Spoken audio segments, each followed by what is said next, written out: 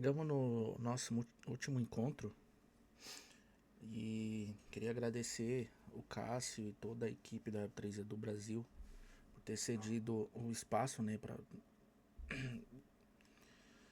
ter esse bate-papo e ter esse conteúdo também, que através de alguns anos já que eu venho estudando e também desenvolvendo alguns produtos em si, algumas startups também. Algumas não deram certo, outras a gente está desenvolvendo, então assim, tem bastante experiência, bastante tentativa de acerto e erros da minha parte para esse entendimento de produto Web3. Então, pensando nisso, nessa questão de experiência, esse é meu background, né? Meu track record, também para quem conhece também essa questão do track record, que é seu histórico, né?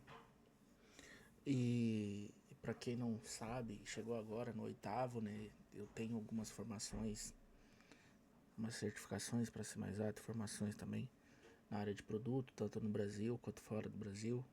Sou mentor na área de produto aqui na Web3 Edu. Também sou mentor de tokenomics, mentor de startup Web3. Também estudo sobre engenharia de blockchain, faço algumas pesquisas. E também na área de produto, também na área de tokenomics. Hoje a gente vai. Deixa eu só ver se eu consigo. Aqui, ó, legal. A gente vai abordar esses dois últimos tópicos, né? Mas desculpa, acabei pulando. Deixa eu voltar aqui pra gente ver o Coda, né? A última parte do Coda.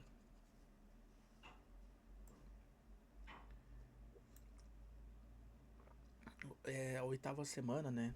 A última semana, infelizmente. Mas tudo que é bom dura pouco, né? A gente vai falar sobre tendências futuras de Web3, inovações emergentes, o que esperar dos produtos Web3 nos próximos anos, carreira Web3 no Product Manager, né? Depois da gente ter falado sobre isso, agora a gente volta para a questão do slide, né? A questão do encontro barra aula, né? Então a gente parte do protótipo, né? E teste de MVP. Então assim, quando a gente pensa em produto mínimo viável, a gente tem que pensar que ele é básico, mais útil. Ele tem que ter um feedback dos nossos usuários, de quem a gente almeja ser o nosso possível cliente. E com isso ter uma interação. Preços acessíveis e atrativos, porque a gente está no MVP. Não adianta vocês querer colocar um preço de produto final, sendo que vocês têm muita coisa para testar e validar. E também essa questão do lançamento suave, por quê? Quando a gente fala de MVP, esse lançamento ele não pode ser agressivo porque ele não vai estar direcionado para uma grande massa de pessoas. Ele vai estar direcionado para algumas pessoas testar e em cima disso a gente captar informações que ajude na percepção das melhorias que precisam ser implementadas. Então, com isso em mente, a gente parte para essa questão da estratégia de teste. Que quando a gente começa a montar uma estratégia, começa a testar algumas coisas do nosso MVP, ele tem que ser menos caro, menos arriscado, ele tem que ser rápido, ele tem que ter uma liberação rápida para os testes, comprovar que se realmente a nossa tese está certa, que é a validação que eles falam, né? E, e também ter uma mensagens de marketing mais nítidas. Eu até peço desculpa pelo erro de português que eu acabei de ver aqui. Por exemplo, as pessoas elas têm que entender o que a gente propõe naquele protótipo do marketing, que ajude no marketing a longo prazo. Porque qual que é o contexto? A pessoa ela vai testar e ela vai entender a ideia que a gente está trazendo para o mercado como produto. E essa interação, esse feedback, todo esse mapeamento que a gente está fazendo agora, ele vai ser muito bom para nutrir o marketing que a gente vai fazer conforme for evoluindo o protótipo. Então, por isso que essas mensagens de marketing, elas têm que ser nítidas. Não só do marketing em si, para quem estiver validando o MVP, mas para quando começar a iniciar, quando começar a trabalhar a questão de brand, posicionamento de marca, né? Que, para ser mais exato, e também a questão das pessoas terem uma percepção maior sobre o nosso produto, né? Então, coletar o feedback do usuário e analisar, ele é de suma importância no contexto apelo emocional, a questão dos recursos necessários, a questão do custo e a precificação, se está alinhado, se tem um equilíbrio, se você não está tendo um desequilíbrio entre eles e quando você ganhar escala, o custo ele não ser cobrido pelo preço. O que eu quero dizer com isso? Você tem que ter uma margem atrativa do preço para, além do projeto ter lucro, ele cobrir todos os encargos. Encargos que eu digo, qualquer tipo de despesa. E do outro lado a gente tem aquela questão de proposta de venda única, mas isso vai depender de projeto para projeto, mas a pessoa ela vai ter que ter a percepção que o MVP que vocês estão fazendo, ele é muito inovador. E essa experiência que eles vão ter com o seu protótipo, seu produto, ele tem uma experiência única em si. A questão de escala, a questão também de que o produto ele vai ter que crescer. Também tem a questão da experiência do usuário, né, que tem que ter um contexto para a pessoa estar usando, senão ela não vai gastar tempo, não vai gastar dinheiro adquirindo seu produto. Na minha percepção, Thiago, como que eu acompanho as tendências futuras Web3, inovações emergentes? Por meio de reportes. Tem várias empresas que elas geram reportes anuais, mensais, semestrais, site de vaga de emprego. Eu também acompanho pelo site de vaga de emprego para entender qual que é a necessidade de mercado. E o famoso LinkedIn. Porque o LinkedIn, ele é diferente de qualquer outra rede social. O pessoal de Web3, o ecossistema de Web3, eles tendem a postar coisas novas e novas aplicações, novas ideias. Então, se você quer acompanhar esses três meios, é muito bom para você começar a mapear tendências futuras de Web3. A, essa parte agora, a gente está falando de integração do feedback do usuário. Que é o que? A gente vai entender como é que está sendo a parte de conhecimento dele, como é que ele está lidando com o nosso protótipo. Depois que a gente começar a entender o conhecimento da pessoa, aí vem a descoberta se a gente realmente está fazendo algo que é útil ou não. Dentro dessa descoberta, ela já vai, na verdade, no finalzinho da descoberta, a gente já começa a avaliar todo o processo se faz sentido. Se faz sentido, beleza, vamos converter em uma nova versão, melhorar o nosso protótipo. Sempre pensando na questão da experiência do usuário. Primeiro ele vai aprender ele vai aprender como é que usa o nosso protótipo, adquirindo conhecimento, né? Aí depois vem a descoberta se realmente aquele produto ele vai resolver o problema. Depois a gente vai avaliar se esse problema ele tem um impacto que gera uma relevância para a vida da pessoa e para o ecossistema que a gente quer atender. E se tem uma relevância, como que a gente pode avançar os próximos passos, que é a conversão desses dados, do feedback, e logo após, fazendo novas versões, volta para a questão do suporte, que é dar ajuda de algumas formas, claro, para não poluir o feedback do usuário, mas para o desenvolvimento do uso do MVP. Aqui a gente está falando da questão de continuar o deploy, né, que é e integrações, que é continuar construindo novas melhorias e colocar de forma ativa. Então, quando a gente pensa em integração, a gente tem que ter uma coleta de informações, contexto da integração, entender como está o acesso do usuário e analisar. Tá, por quê? Quando a gente faz uma coleta de informação, a gente vai entender qual que é a melhor integração para o nosso MVP, para o nosso protótipo. E aí, com essa coleta de informação, a gente consegue entender o contexto que a gente vai desenvolver essa integração. Porque, por exemplo, a gente vai colocar uma integração de ChatGPT na nossa plataforma de marketplace de NFT. Se você não tiver um contexto, não, a gente precisa para ajudar eles na geração do prompt. Que aí ele vai construir uma imagem, ele vai construir um vídeo, alguma coisa assim. Isso que eu quero dizer que é um contexto. Então a gente tem uma argumentação que faz total sentido de ter aquela integração e aquele custo para o nosso protótipo. E depois entender como está o acesso do usuário sobre toda essa integração, como é que ele está interagindo, e analisar.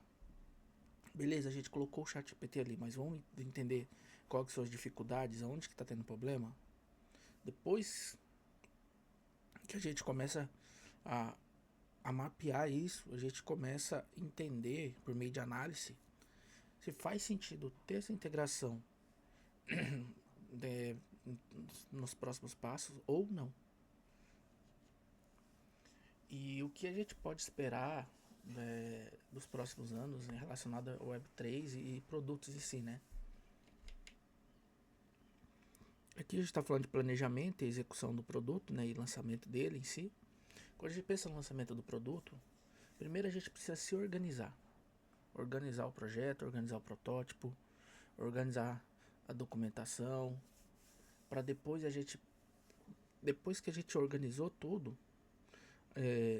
tudo que a gente tem nas mãos, a gente desenvolve objetos reais, objetivos reais, os OKRs também, como é conhecido, em metodologia mais administrativa, né? Administrativa, científica também. Depois de tudo isso, a gente parte para incluir elementos chaves. O que a gente precisa ter para continuar crescendo o nosso produto. Aí a gente monta o brand. Depois do brand a gente também faz a questão da construção das datas chaves. E no final de tudo, se a gente já não tiver estruturado, que o ideal é estar estruturando durante o processo, mas cada caso é um caso, né? Vamos supor que você está desenvolvendo agora, você já organizou, tem objetivo e tá tudo, não tá na ordem 1, 2, 3, 4, 5, 6. Mas aí, qual que é o seu principal gargalo? É estruturar. Se você conseguir seguir essa ordem do elemento 1, que é organizar, depois objetos reais, 2, terceiro, estruturar tudo ali, todo esse passo a passo e começar a estruturar, continuar estruturando de fato, desculpa.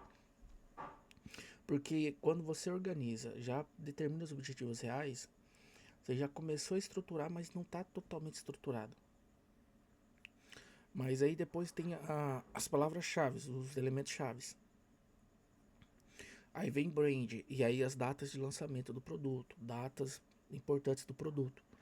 Se você estruturar daí para frente, você tem todo um conhecimento, que aí a gente fala de uma forma mais técnica, base de conhecimento, relacionado ao seu produto. Que até no momento ele é um projeto, mas conforme ele for avançando, ele vai se tornar um produto. Porque o produto em si é quando a gente tem pessoas usando dia a dia, economizando dinheiro, economizando tempo, e ele se torna escalável, né? E aí, de fato, a gente tem o produto. e não só um projetinho que a gente está desenvolvendo ainda, algumas ideias de produto. Então, por isso que a parte de estruturação ela é importante tanto no começo quanto no final, porque se você tiver toda a documentação, isso torna o projeto de vocês rico em informações que pode ajudar vocês em tomada de decisões muito cruciais para o futuro do projeto de vocês, do produto de vocês.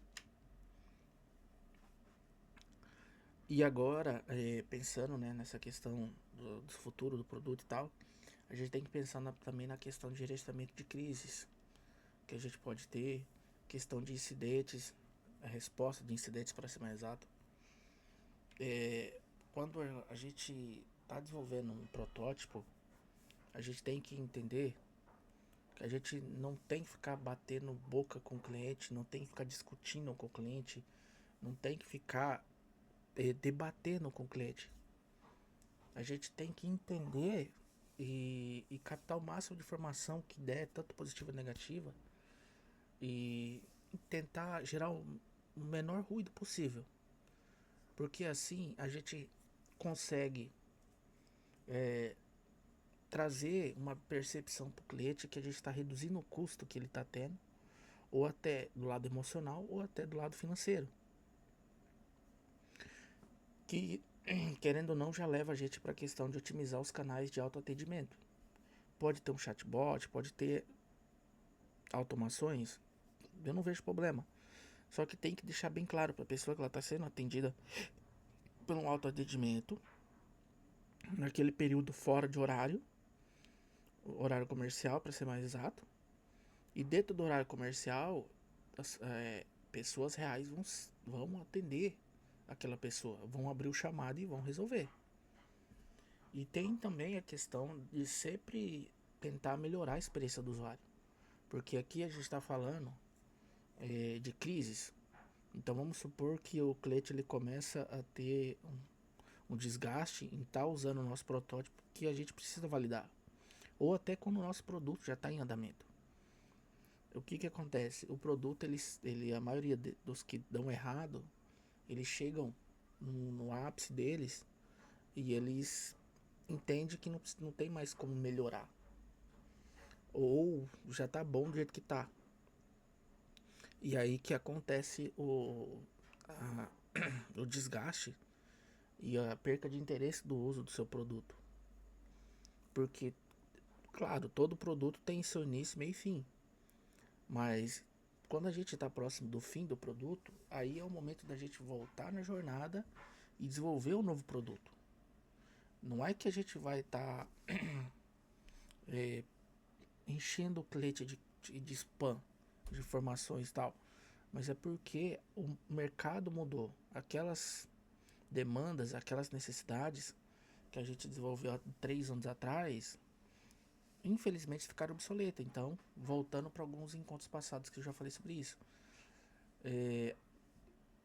Nessa questão de sempre melhorar a experiência do usuário, é sempre pensar no ciclo, onde que a gente está, no início, no meio e fim.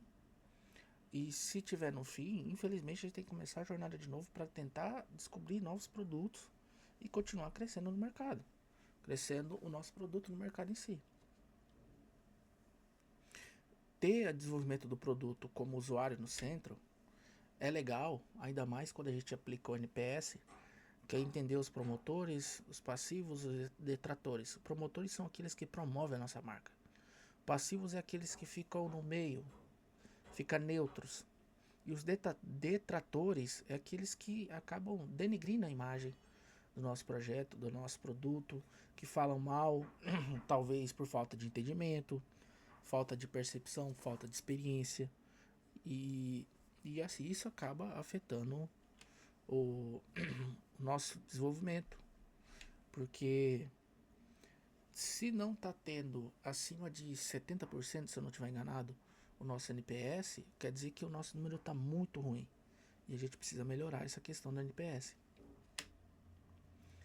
Questões de métricas e performance, né, e análise em Web3.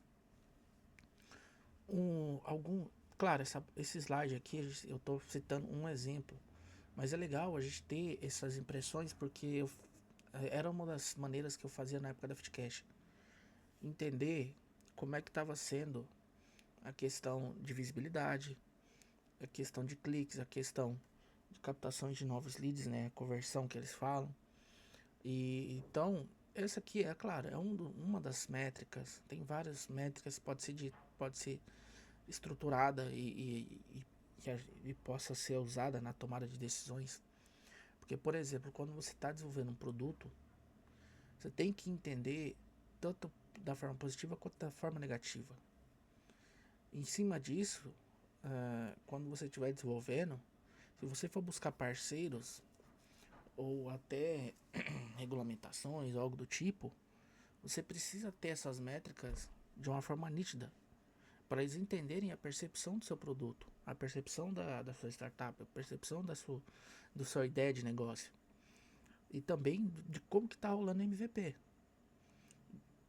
Concluindo essa parte da questão de métricas, aí volta naquela questão do feedback de integração, só que aqui a gente vai mapear o que precisa ser integrado. Por exemplo, aqui tem um exemplo de novo, recomendações, próximos passos. Foco no aumento de produção, melhoria de segmentação, aproveitar os horários de pico, objetivo 1, objetivo 2, 3. Então, pensando nessa questão, a gente tem agora uma tarefa a ser feita. Porque se você voltar, vou voltar aos slides, tá, pessoal? Se você for voltar aqui, a gente tem o nosso resultado final. Agora, pegando essa questão da integração no feedback, baseado nessa métrica aqui, desse exemplo, a gente consegue mensurar e desenvolver, né, estruturar recomendações e próximos passos que a gente tem que ser feito.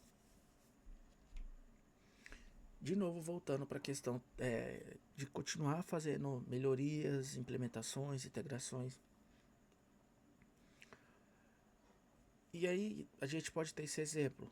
Por exemplo, a gente mensura o que a gente está tendo como feedback e o que a gente precisa colocar dentro da nossa plataforma ou não. Aqui a gente está falando de 5 AdSenses, né, que serão 5 divulgações, mas a gente poderia fazer em várias áreas. Não precisava ser só na área de marketing, SEO, mas é legal a gente sempre pensar em 5, em 3 e trazer o que a gente precisa implementar, o que a gente precisa buscar, qual que são os top 3, top 5, que volta naquilo que eu acabei de mostrar nas recomendações dos próximos passos, mas sempre mensurando a porcentagem do que a gente quer atingir e em cima disso a gente consegue ter uma precisão do impacto que a gente gerou dessa, como vamos supor, do top 5 publicações de tráfego pago, público, de ser orgânico, né?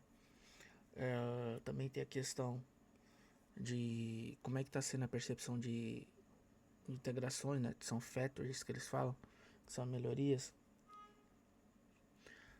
Então, assim, tem um campo de possibilidades que a gente consegue trabalhar, sempre pensando nessa questão de integrações, de melhorias, através de feedback. E essa questão da porcentagem também, eu acho que é legal trazer. Se você for fazer por formulário, você consegue mensurar por porcentagem de quantas... não seria quantas pessoas, mas seria quantas respostas você dentro dessa margem dos 31, 28, sei lá, você conseguiria também estruturar para entender de forma mais precisa o impacto que está tendo ou o impacto que vai ter, dependendo da projeção que você está fazendo, essa melhoria, essa integração que vocês vão fazer. Vendo agora a questão de carreira de Web3, de Product Manager, baseado na minha experiência e baseado nas mensagens e procuras, tanto no âmbito nacional, no Brasil, quanto fora. E aí eu não vou ficar citando o país, porque de vez em quando eu recebo da Ásia, da Europa e de outros lugares do mundo. Então, assim, tem uma demanda gigante por produtos DeFi. Aí outra demanda é por tokenizações. Aí outra demanda é criar aplicações descentralizadas para startups, integrações, né? Também tem a questões de desenvolvimento de novos de protocolos, que aí envolve smart contract e outras coisas em si. Mas é interessante não ficar só limitado nesses 4 opcionais que eu coloquei ali, que eu vivenciei, as pessoas me procurando no dia a dia, mas entender que a carreira Web3 ela precisa de marketing, ela precisa de administrativo, ela precisa de contábil, ela precisa da parte executiva, que é a parte de planejamento de negócio, ela precisa da parte de brand, que é a questão de construção de marca, ela precisa da parte de growth.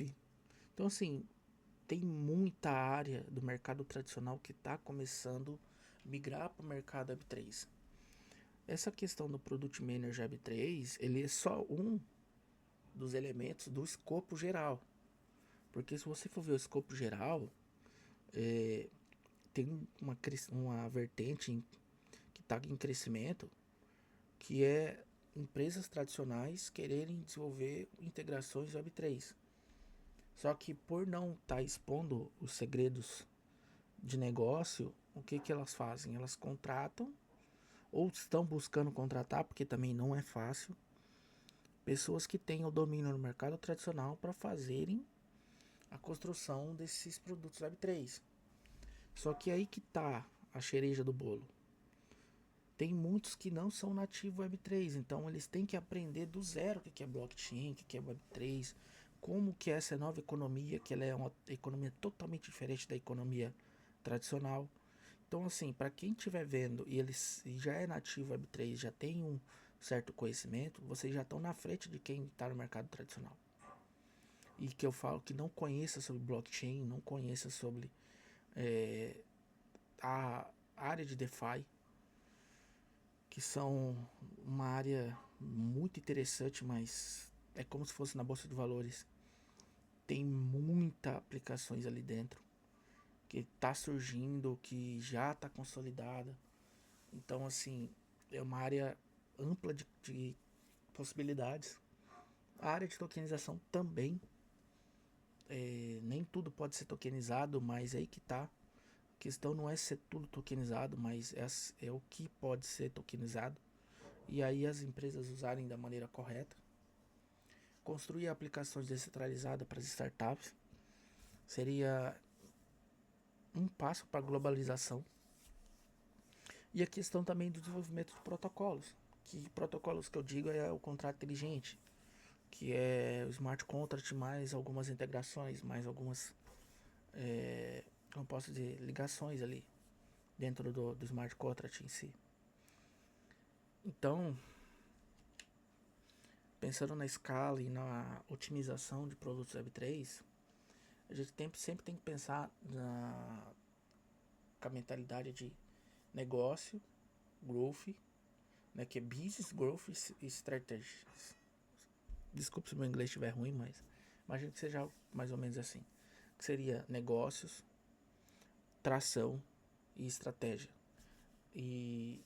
Sempre tendo em mente que a gente precisa ter expansões para novos mercados, formando alianças estratégicas, aumento da penetração de mercado. O que é essa penetração de mercado? Pessoal, não levem para quinta série, mas é porque realmente essa questão de penetração de mercado é quando você há um mercado muito fechado e você precisa inserir seu produto, inserir o seu negócio dentro desse segmento de mercado. Então, envolve-se essa questão de penetração de mercado. Você está rompendo barreiras de onde não tem espaço, e por você não ter um espaço consolidado, você meio que está abrindo a força esse espaço e aí de fato crescendo nesse mercado que você almeja estar com seu produto, sua startup. Tem questões de atualizações, né, de produto Web3, a gente sempre tem que pensar no planejamento do negócio, que é pesquisa de mercado, definição da nossa visão, pensar no modelo de negócio. Não adianta, pessoal, vocês desenvolverem um produto, uma startup, chegar lá na frente, ficar quebrando cabeça no modelo de negócio. O modelo de negócio tem que ser feito antes. Planejamento financeiro, quanto que a gente pode gastar, como que a gente vai gastar, quanto de tempo que a gente consegue manter o projeto vivo. E depois, na última parte, a gente faz as implementações. O que seria? Das melhorias. A gente precisa de ligar o chat GPT, a gente precisa ter, sei lá, uma carteira nossa, um aplicativo carteira.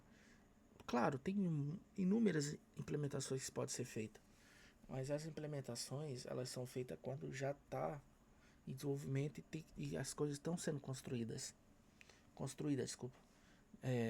Então, pensando nessa questão de continuidade, como se fosse uma casa, a gente primeiro vai fazer os alicerces da casa, a gente vai fazer toda a base ali da casa, para depois, que eu esqueci o nome da base em si, que tem um nome específico, para depois vocês começarem a fazer a mudança, fazer a pintura da casa e depois vocês se mudarem para casa.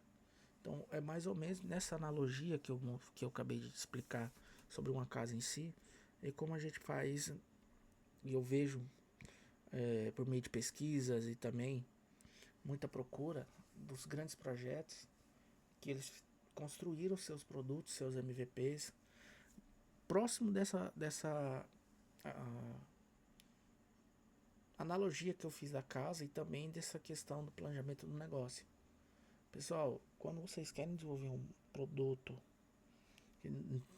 antes de surgir, de se estruturar como produto, ele é um projeto, que aí, na maioria das vezes, o projeto é uma ideia. Tem que seguir esse passo a passo, porque senão, quando vocês chegarem na fase de implementação, vai virar uma salada de frutas, não vai haver um contexto. E quem estiver usando não vai entender a mensagem final que vocês querem passar. E assim a gente finaliza o 8º encontro do grupo de estudo. Eu agradeço para todos que chegaram aqui. 8 encontros não é fácil de acompanhar. São 2 meses. De toda semana a gente tá falando, né? Tá gravando e tá estruturando um conteúdo de uma forma mais simplificada, que é uma porta de entrada na área de produto, essa questões de Web3. Mas mesmo assim, eu queria agradecer porque não é fácil, não é fácil fazer esse desenvolvimento de produto, de startup, ainda mais a gente aqui no Brasil que não tem a língua inglesa como nativa, que acaba sendo uma barreira gigante de conhecimento. Mas para isso que tem as comunidades. Por exemplo, a Web3 é do Brasil, que tem mentores, tem consultores, que no final do dia eles querem ajudar no crescimento saudável do ecossistema. Porque eu tenho meus projetos pessoais, eu trabalho na Web3, sou pesquisador Web3, e eu sinto que se a gente quer, eu falo eu e mais várias pessoas, não só eu, mas várias pessoas que estão dentro do contexto Web3. Se vocês querem construir um ecossistema que pare de virar piada e que a gente olhe para o passado, daqui 10 anos, 20 anos, olha que legal que a gente fez, isso aqui mudou o nosso dia, isso aqui impactou para pessoas em lugares remotos que não tinham acesso ao dinheiro, não tinham acesso a certos tipos de produto, a gente conseguiu impactar, igual já aconteceu na África, eu acho que eu falei já em alguns encontros passados, que teve alguns projetos barra produto que ajudaram pessoas na África receberem ajuda, terem seus bitcoins. Eu não tô falando agora em 2024. Se vocês for olhar os documentários, a gente tá falando de 2010, 2011, ali no máximo 13, 14 por ali, que é aquela época que a gente não tinha bastante dimensão do que era realmente o Bitcoin e tudo. Porque se a gente for olhar para trás, é praticamente 10 anos.